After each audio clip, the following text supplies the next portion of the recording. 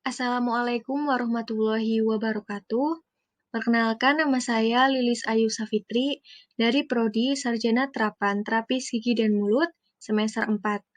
Di kesempatan kali ini, saya akan menjelaskan bagaimana pemberian obat melalui intravena. Injeksi intravena merupakan pemberian obat ke dalam pembuluh darah vena dengan menggunakan spuit. Pemberian obat melalui intravena sangat berguna untuk orang yang tidak sadarkan diri, mengalami gangguan oral, dan lain-lain.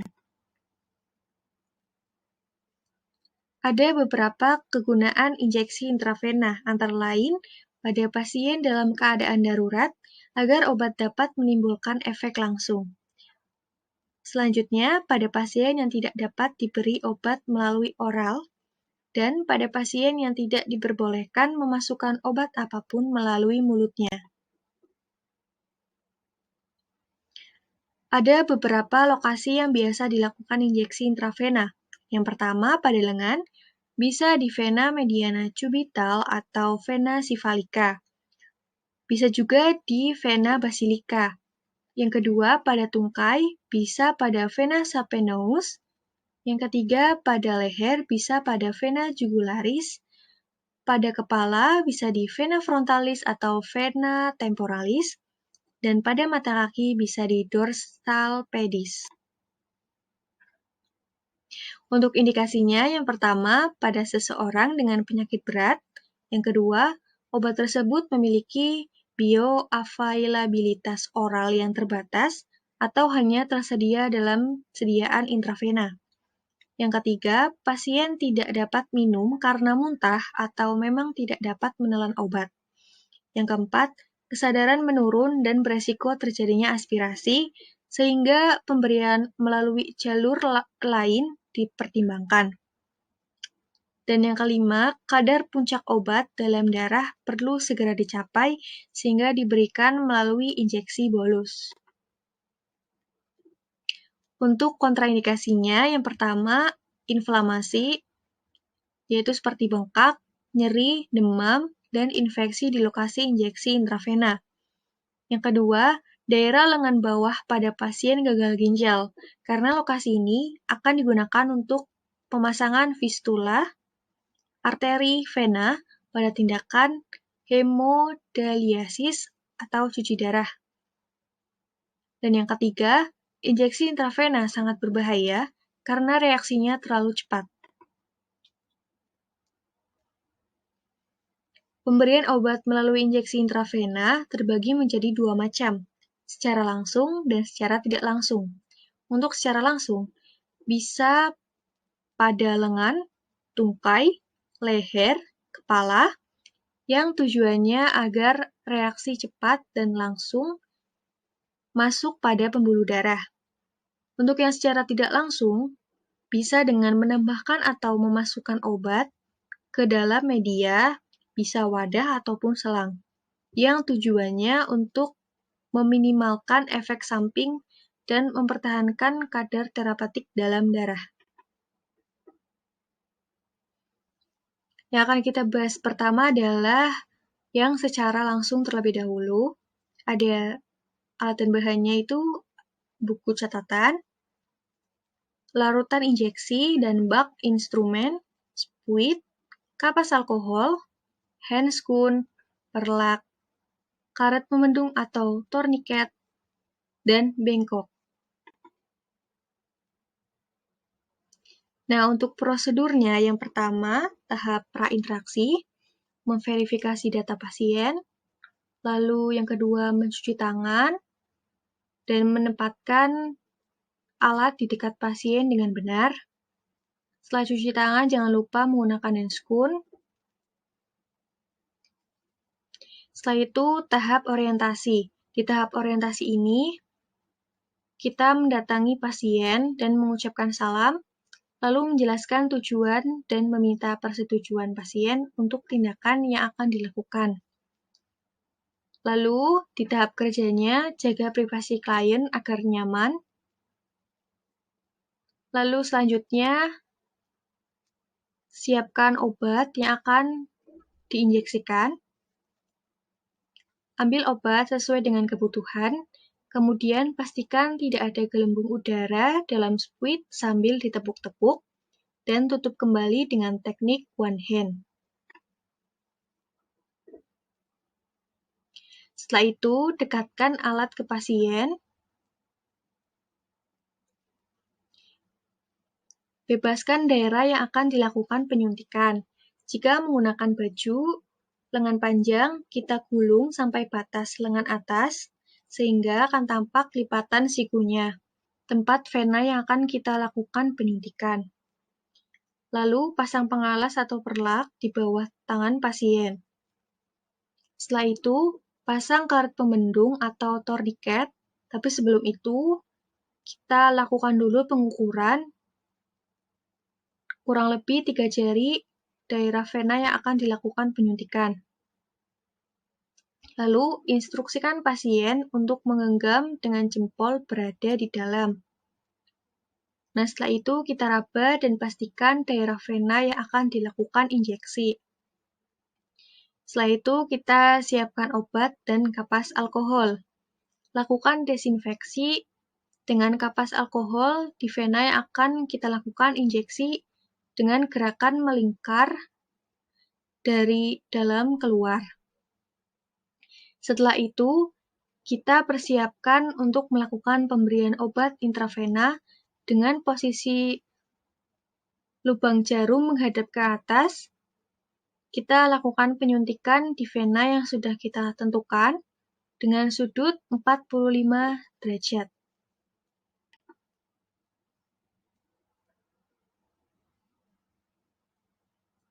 Apabila sepertiga jarum yang sudah masuk, kemudian kita aspirasi untuk mengetahui apakah sudah tepat masuk ke daerah vena atau belum.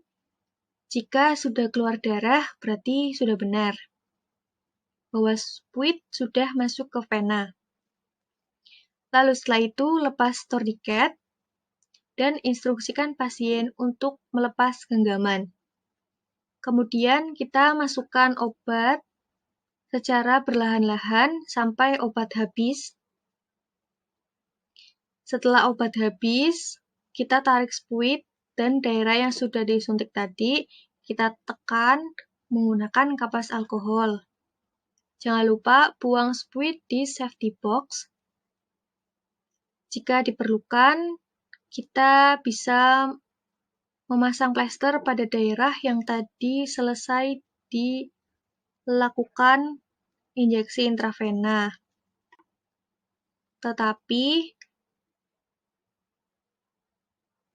jika darah sudah berhenti mengalir, tidak perlu dilakukan pemasangan plester.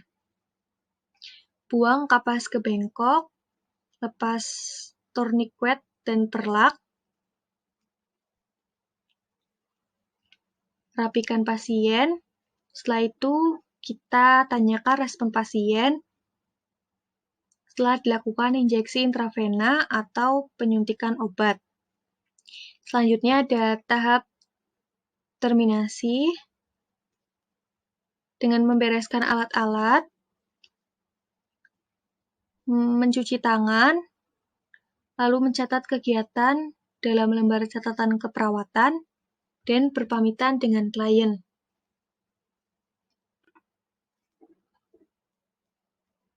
Selanjutnya, kita ke pemberian obat melalui wadah intravena.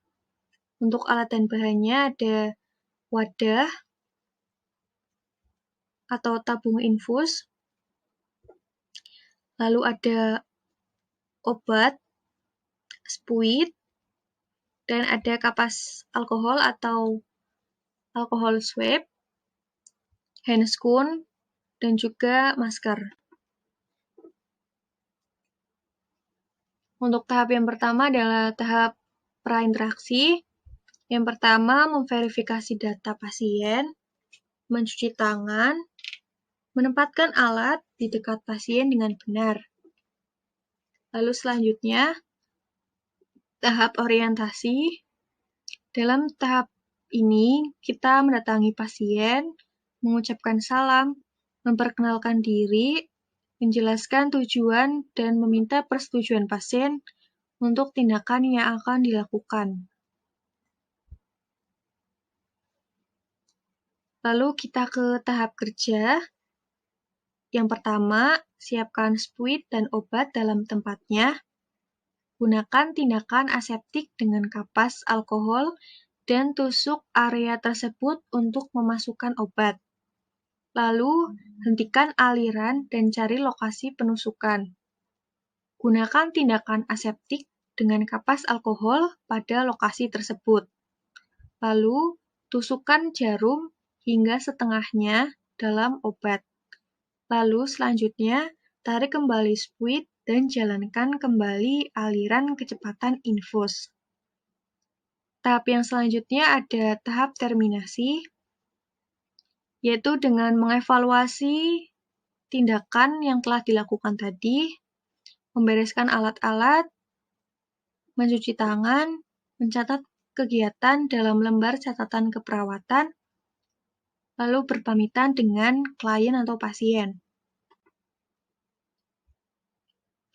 Untuk selanjutnya, kita ke pemberian obat melalui selang intravena. Untuk alat dan bahannya ada sarung tangan, plester luka, NaCl 0,9%, alkohol swab, ada obatnya untuk injeksi, ada wing needle, ada tourniquet, ada spuit 5 dan 10 cc.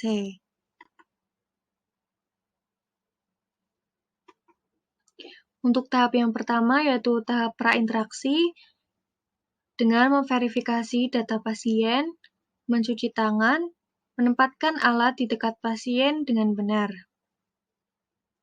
Lalu selanjutnya tahap orientasi.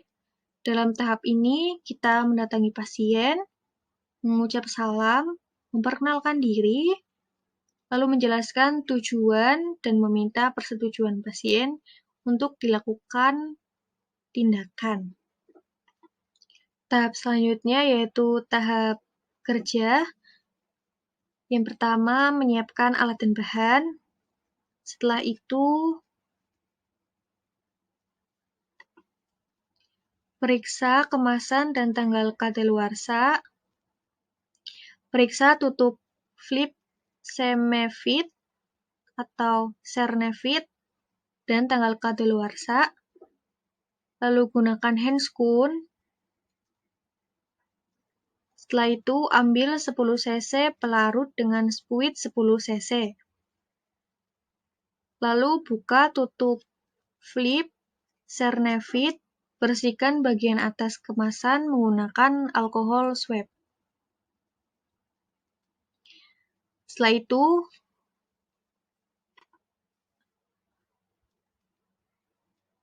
masukkan 5 cc pelarut tersebut ke dalam vial sernefit, kocok vial secara perlahan hingga merata. Lalu, tarik pelungar spuit hingga larutan sernefit dalam vial habis. Pastikan larutan dalam spuit tercampur merata dan berwarna kuning jernih. Lalu selanjutnya tutup kembali spuit. Setelah itu ambil 10 cc pelarut dengan spuit 10 cc. Selanjutnya tepuk-tepuk spuit agar gelembung yang berada di dalam spuit hilang. Lalu siapkan selangnya. Setelah itu pasang spuit yang berisi pelarut pada selang wing needle.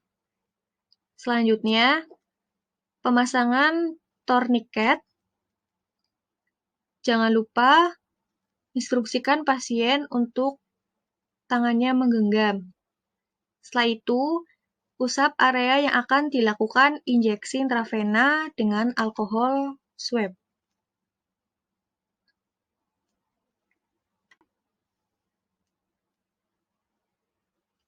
Setelah itu, tusukkan ke bagian yang telah ditentukan tadi. Jangan lupa lakukan aspirasi.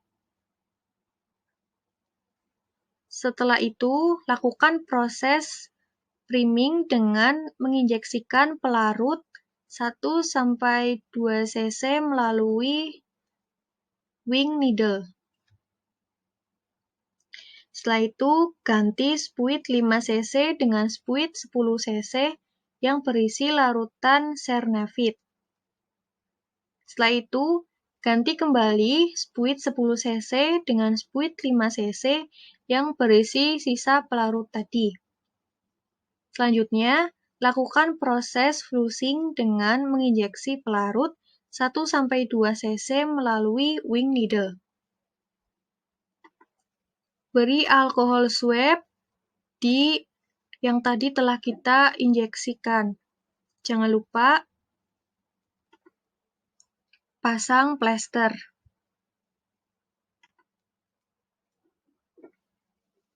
Kelebihan dan kekurangan injeksi intravena yang pertama, dapat terjadi eboli, dapat terjadi infeksi karena jarum yang tidak steril, pembuluh darah dapat pecah, terjadi hematoma, selanjutnya dapat terjadi alergi, obat tidak dapat ditarik kembali, dan membutuhkan keahlian khusus. Kelebihan injeksi intravena yang pertama dapat digunakan untuk pasien yang tidak sadar. Yang kedua, obat dapat terabsorpsi dengan sempurna. Lalu obat dapat bekerja cepat. Dan yang terakhir, tidak dapat mengiritasi lambung.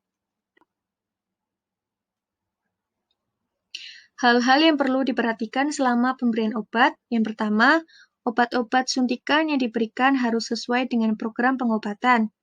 Yang kedua, sebelum menyiapkan obat suntikan, bacalah dengan teliti petunjuk pengobatan yang ada dalam catatan medik atau status pasien, yaitu nama obat, dosis, waktu, dan cara pemberiannya. Pada waktu menyiapkan obat, bacalah dengan teliti label dari tiap-tiap obat. Perhatikan teknik septik dan antiseptiknya. Selanjutnya, spuit dan jarum suntik tidak boleh digunakan untuk menyuntik pasien yang lain sebelum disterilkan. Selanjutnya, spuit yang retak atau bocor dan jarum suntik yang sudah tumpul, berkarat, atau ujungnya bengkok tidak boleh dipakai lagi. Selanjutnya, memotong ampul-ampul harus dilakukan secara hati-hati agar tidak melukai tangan dan pecahnya tidak masuk ke dalam obat. Dan yang terakhir, pasien yang telah mendapat suntikan harus diawasi untuk beberapa waktu sebab ada kemungkinan timbulnya reaksi alergi.